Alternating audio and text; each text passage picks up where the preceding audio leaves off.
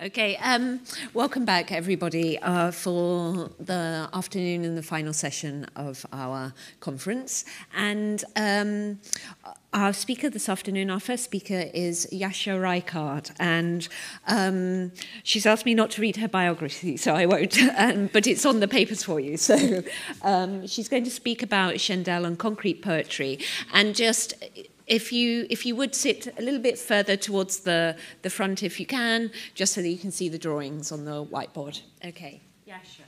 We have my... good. There we are. Fine. Right.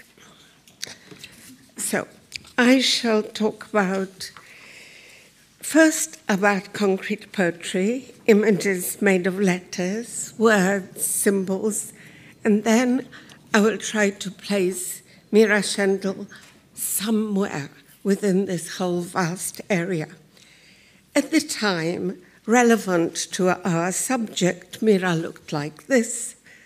What she is holding is a work made up of rolled up pieces of rice paper, which you all know about, which belongs to the series she called Little Nothings. In 1960s, that was the time when Mira Schendel made her early works using words, letters, and symbols, and it was a period when the movement of concrete poetry was already flourishing worldwide. Letters and words that combined into images were appearing increasingly, often in exhibitions, in art magazines, and it is best not to venture a precise date when concrete poetry has its beginning. There wasn't a beginning. Different dates have been assigned by historians and practitioners as to when visually animated texts merged under the heading of concrete poetry. Poems using letters to create images have a long history, even longer than this example, a visual poem by George Herbert, who was an early 17th century Anglican priest and poet. What we can be certain of is that by the beginning of the 20th century, there were already a great many artists, poets, and designers using letters of the alphabet to make images. It was in 1953 that Eugen Gomringer, an artist living in Bern, started using the term concrete poetry, and it has been used ever since as a general label, although by now it probably means whatever we want it to mean. Henri Chopin, who published a sound poetry magazine called Ou, he called this kind of poetry evolutionary poetry. Visual poetry has also been called semiotic, semantic, kinetic, lettrist, typstructic, and temporal. Who were and who are the concrete poets? Among them were painters involved with geometric and concrete art and kinetic art, experimental poets, designers, and designers of manifestos and posters, and typographers, musicians, and many others who wanted to create messages that operate on several levels. The first international exhibition of concrete and kinetic poetry in England took place in Cambridge in 1964. It was organized by Mike Weaver, and it included every type of visual poetry. It was divided under various headings, ranging from constructivist to phonetic to kinetic poems, although, of course, some poems belong to all these, as well as other categories. It was only many decades later that one could see this movement in a more realistic perspective. The second exhibition of concrete poetry in England was held at the ICA in 1965-66. Still, when the ICA was in its old premises at 17 Dover Street, the exhibition had a more general title. It was called Between Poetry and Painting, and once more included every type of visual poetry composed of letters, including Lewis Carroll's Mouse's Tale, the work of the futurists such as Le Mot en Liberté Marinetti, Apollinaire, of course, whose work was and continues to be fundamental to any experiment with words. Every sort of visual text was included that could provide a history to what in all other respects appeared to be a new movement.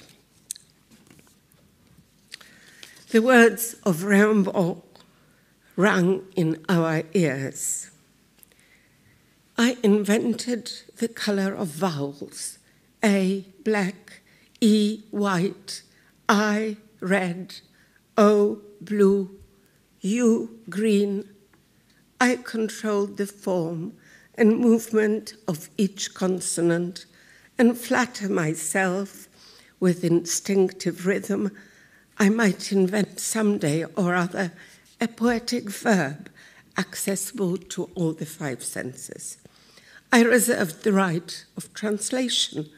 At first, it was an experiment. I wrote silences, nights. I took notes of the inexpressible. I transfixed vertigos. So that was Rimbaud. Most concrete poetry, however experimental, was more down to earth. Max Spencer was one of the exhibitors. He was a scientist, philosopher, and a major influence on the computer art movement in Stuttgart. Several languages emerge in his poems. Sometimes their inclusion is intended to complicate the meaning and or to give the poem its shape, or perhaps a range of sounds that applies when it is read aloud in the pronunciation of different languages.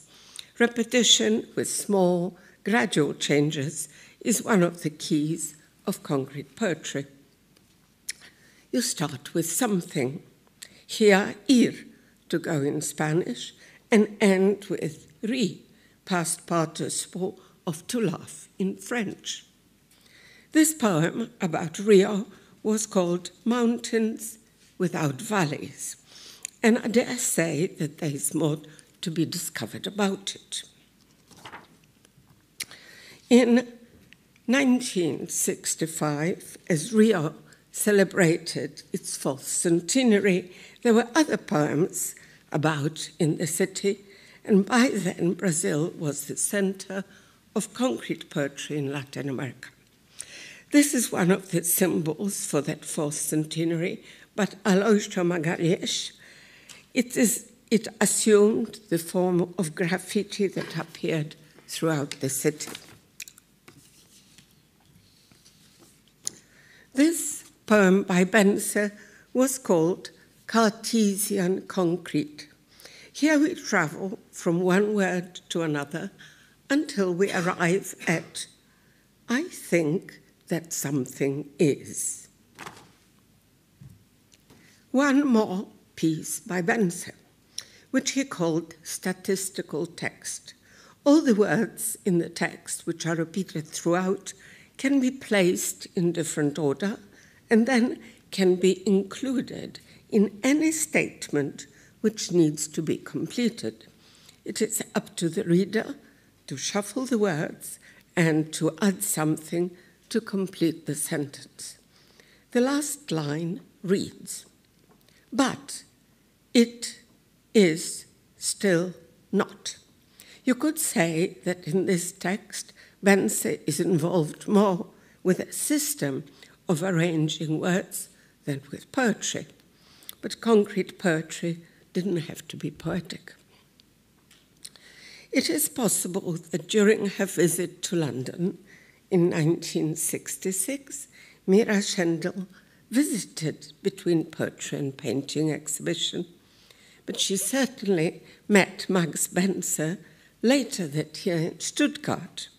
This was a meeting which, according to what she said herself, had exerted a significant influence on her work. At the time, her own work with letters was very varied in content.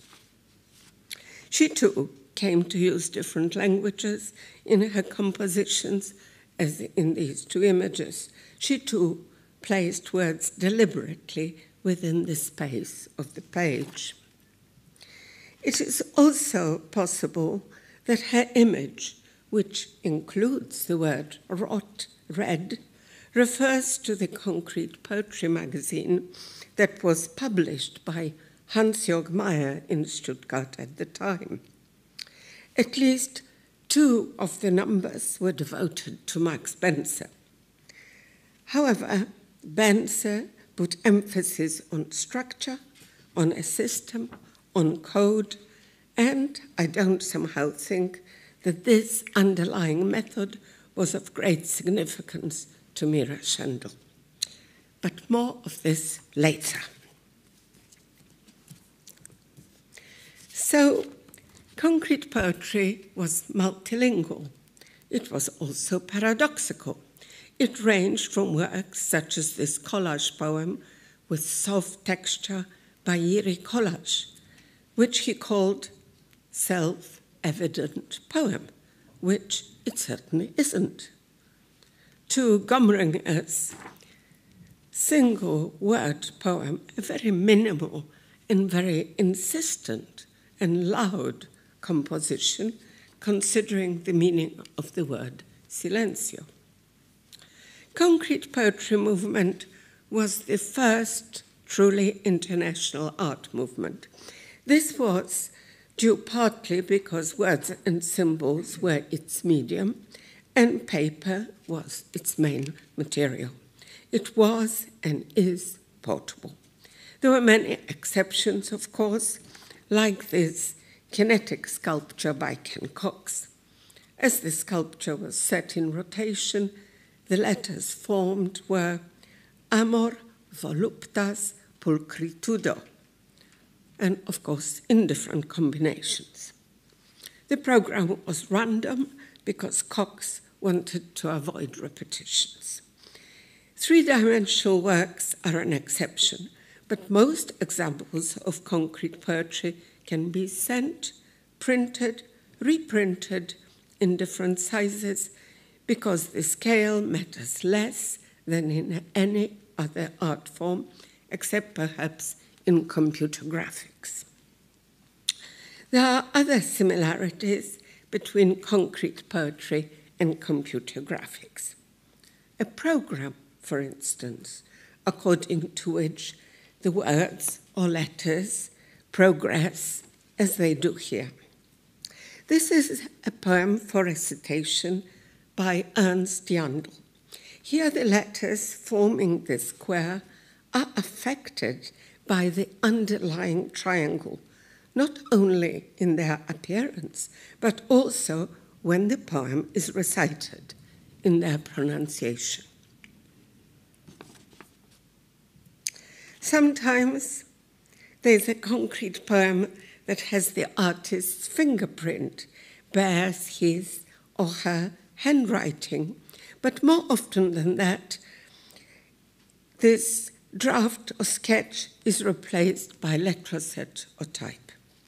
Its size might be dictated by the size of available paper, the empty page in a magazine, or the editor's idea of what it should finally look like. Sometimes it is the poet who is responsible for the way it reaches its audience, but very often it isn't. This, of course, was not the case with Mira Schendel. Her concrete poems, and she didn't call them that, were either written by hand or, like her monotypes, textured and colored. The touch of the hand was always there. She too used letraset, sometimes, but not always, like her monotypes made with powdered rice paper sticking to glass. Her pieces with letters had layers of texture. Despite the ready-made quality of letraset, the effect was soft and the letters were masked, as if seen through a screen. They conveyed the effect of translucency and improvisation, as in this very familiar by now disc, which is on the cover of the program.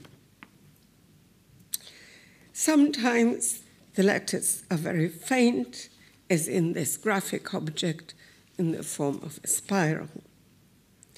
Elsewhere, the work is dense, like a wood. The letters are painted on top of lines in browns and reds. Some works are detailed, others are gestural with squiggles and words. Schendel improvised, but the most personal images in this genre were letters that were part of a drawing. Ma che bellezza di disegno, but what beauty is in drawing, she wrote in Italian in one of her pictures.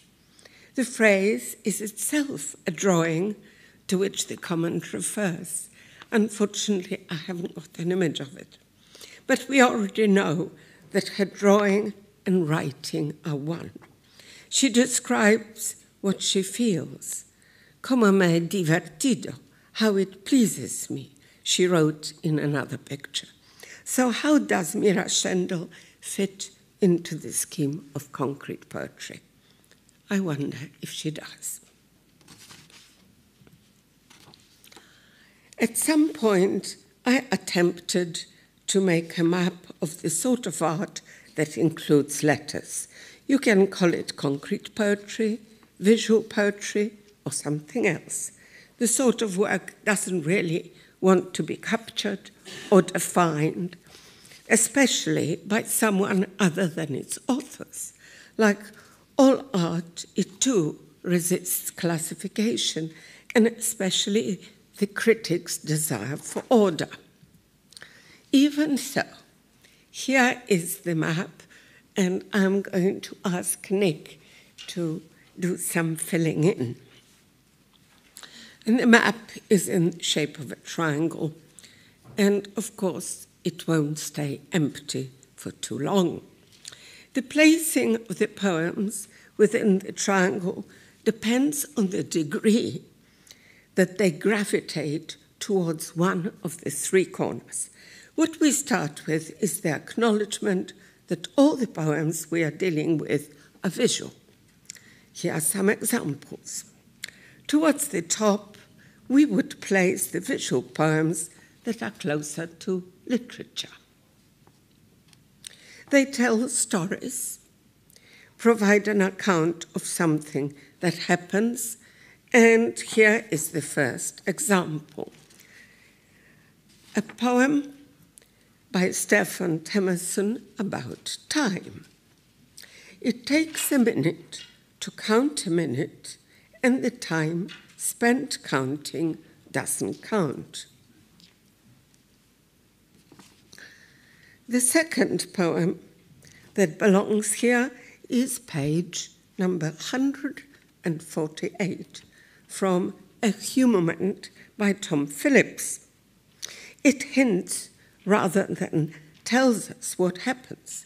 Here the page of the book is painted out, and the surviving words contribute to a new story. The third example is a self-explicit picture story by John Furnival of a boy and a girl in a field of rye, and if you follow the lexical key provided, you can see that we reach a satisfactory conclusion.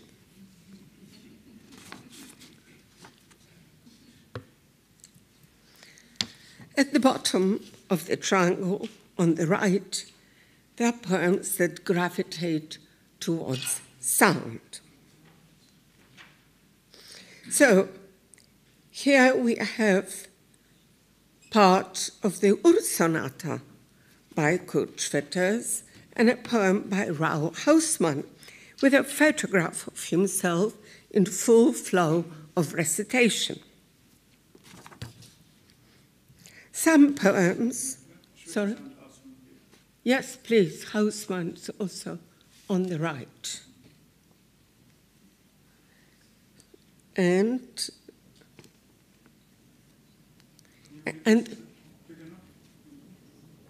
the next one is Bob Cobbing.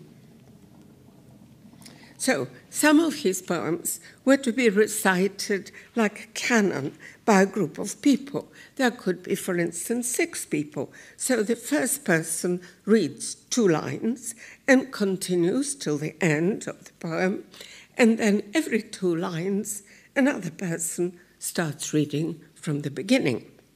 This creates a gradually richer and richer textured sound.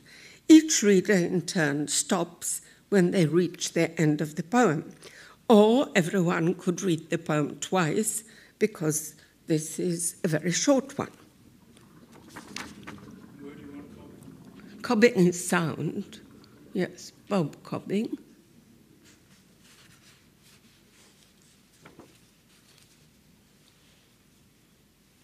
And this is another sound one. This is a work by the Spaniard Reichardt, and it shows men bombarded by the din of mass media. And, of course, he pleads for silence.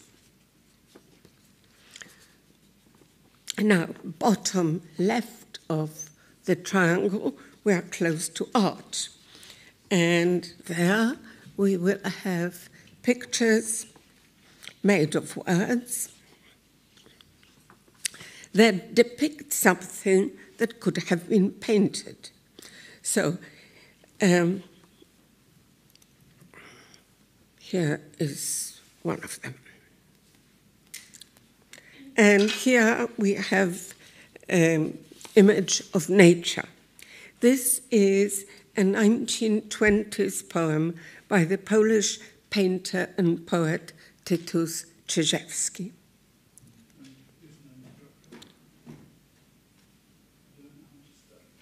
Okay, well, okay, you've got it. So it doesn't give his name there, but okay. So, because it's a diagram of a garden, a picture of a garden, I would place it near that corner. And here is another pictorial poem, A Flower for Jasia, by Mary Ellen Salt. So Mary Ellen Salt also goes in that corner. So thank you. I think that's all the writing for the moment. So all concrete poems should fit somewhere within that triangle, or so I thought. But Mira Schendel doesn't quite belong. To any theory about art, there are exceptions, and she seems to be one of those. But more of that later. In concrete poetry in Brazil, as elsewhere, we encounter satire, irony, games, innuendos, jokes. Here is a much-quoted poem with its English translation, Beba Cola by Deshu Pignatari. Perhaps the sound and the look of the poem are more attractive before one understands the meaning of the content. And here is Pedro Xisto, Epithalamium. It isn't as simple as it looks. Is S a serpent or a she? Is H human or a he? Are we to believe the poet's explanation at the bottom? He also mentions Eva, but where is she? This is a typical poem of Haroldo de Campos, and it is fairly typical also of the poets and artists of the Noigandres group that was formed in Brazil in the 50s. The translation of the poem on the right may be approximate, but it still expresses the simple, insistent idea that the crystal is in search of its form. Mira Schendel, of course, knew the members of the Noigandres group. Its principal members were the brothers Haroldo and Augusto de Campos, Décio Pinhatari, and Ronaldo Azeredo. Augusto, like Mark Spencer, played a key role in aiding and abetting Mira's journey as an artist. Both of them encouraged, inspired, and wrote about her. For her exhibition at the Museo de Arte Moderna in Rio in 1966, Haroldo wrote a beautiful poem as an introduction. Her work, however, had less in common with the movement of concrete poetry than one might expect. She was at the edge looking in, experimenting, yes, but trying to find her own way with languages, words, and letters. She was, in a way, talking to herself, and sometimes seeming uncertain about what to say. So what sort of concrete poems might Mira Schendel have found affinity with? Probably not those that are based on code, that are insistent or provocative. I thought of several that she might have felt at home with.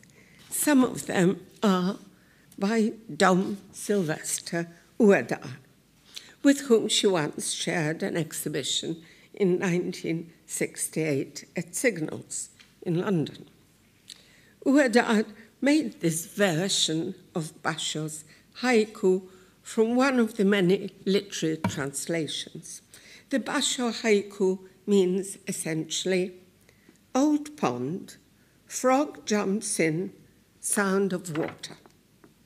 There were several concrete poetry versions of this haiku. Of course, Dom Sylvester's original was produced on a typewriter. Like this one. Here the subject is time, the subject close to Mira's heart, and Dom Sylvester used it as a Christmas card in 1988. Some of Ueda's poems were in color and, of course, done on a typewriter. And sometimes, as here, there were no words at all. Another work that I imagine would be closer in spirit to Mira Schendel is by Gerald Riem. Against a black background, the wide diagonal line reaches a single word at the bottom, bleiben, to stay. Still, another work she might have liked is a 1922 poem by the Polish poet Jan Nepomucen Miller, who wrote an article entitled The Poetry of Punctuation Marks. He proposed the creation of poetry of punctuation composed solely of printing signs. He wrote, compositions of that kind would stand on the border of poetry, painting, and the graphic arts, leading to the breakup of printing conventions.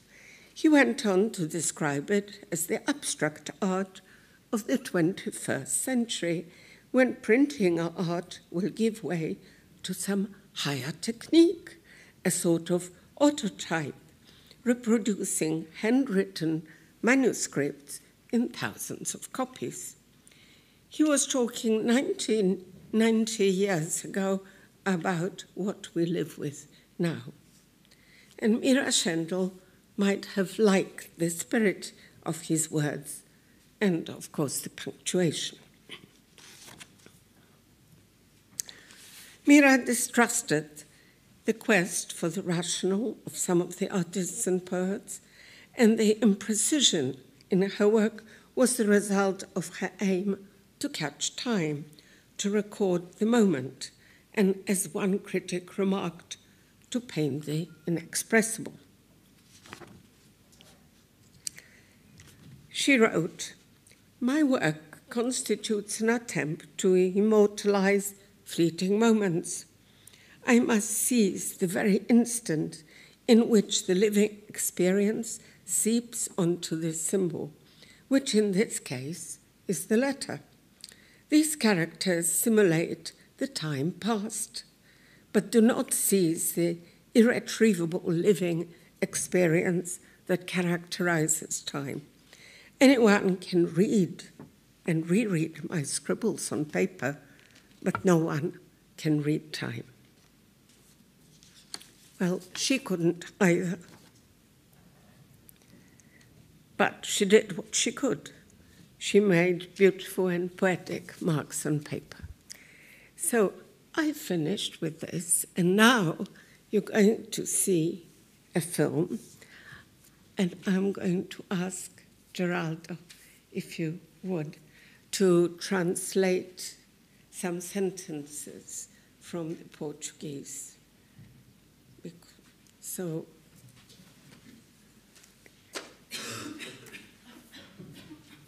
let's see if they are there.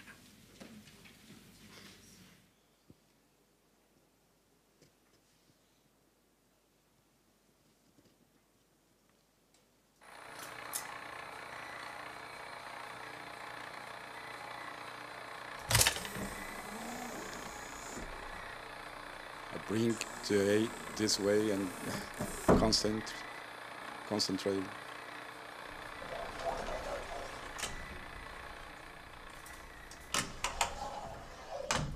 Open the door. Catch the book.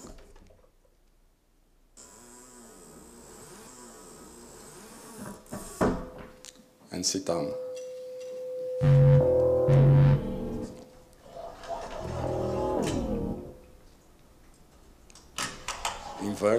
Invent another way. See?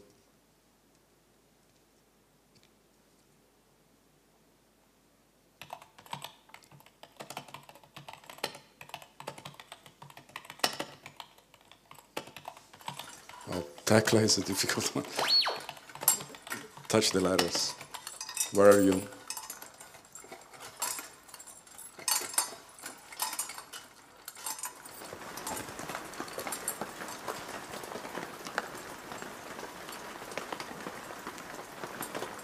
Rain or drizzle.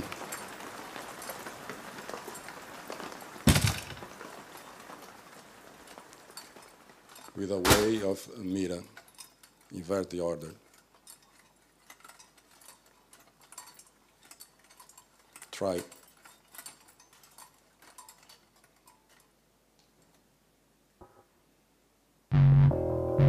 Take risk. Draw the letter. The wild letter.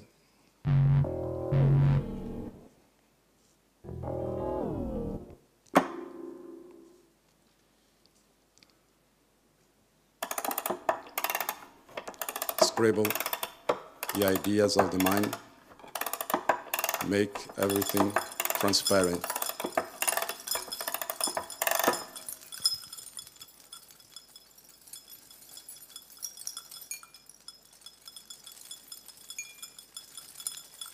The gesture of the hands, unveil the gesture of the hands, of the soft line or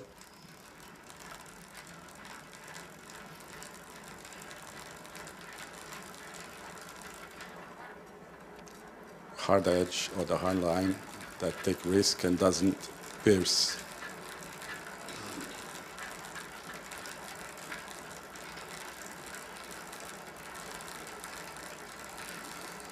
Give back the E there and bring the L here ahead.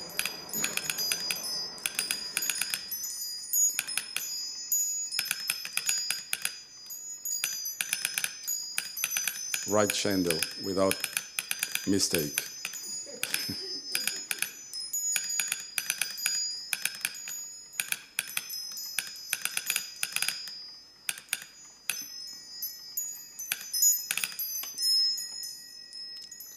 With a big letter. And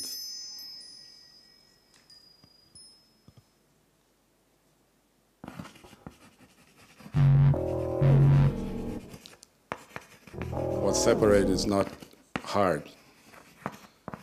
Acute storm.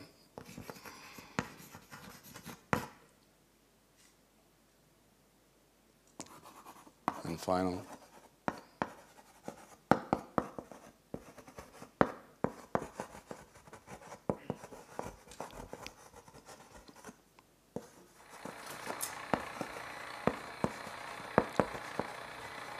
The play is over.